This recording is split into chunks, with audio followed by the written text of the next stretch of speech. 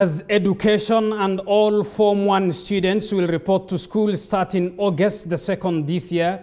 Speaking this morning, CS Magoha said that over 1 million candidates who sat for their 2020 KCPE exams have been placed in various schools across the country in the 100% transition plan. Our Education Affairs reporter Andrin Kilemi has more. The long wait for the 2021 Form 1 placement is finally over. 2020 KCPE candidates will now report to their respective secondary schools from the 2nd of August this year.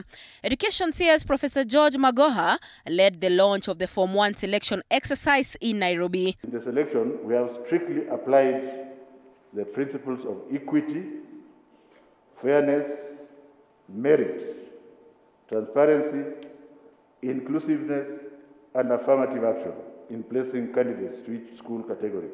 And that's why this placement has taken a little bit longer. 17,406 girls will join national schools compared to the 18,848 boys. 95,646 girls will join extra-county schools compared to the 105,431 boys. 115,325 girls will join county schools compared to the 98,000 boys. The total number of girls joining secondary school this year is higher than the boys.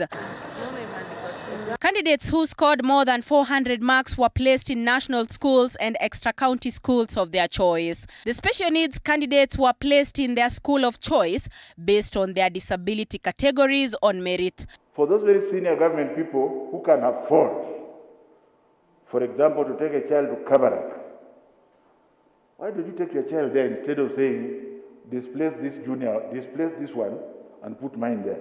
What are you doing with your money? What exactly are you doing with the money? Take your child to Strathmore. So instead of saying, now, you must give me allowance, why don't you go and take your child to another school and pay for it? So that you leave the chance to somebody from the slums who has earned that place. Some secondary schools attracted high numbers of applicants than their holding capacities.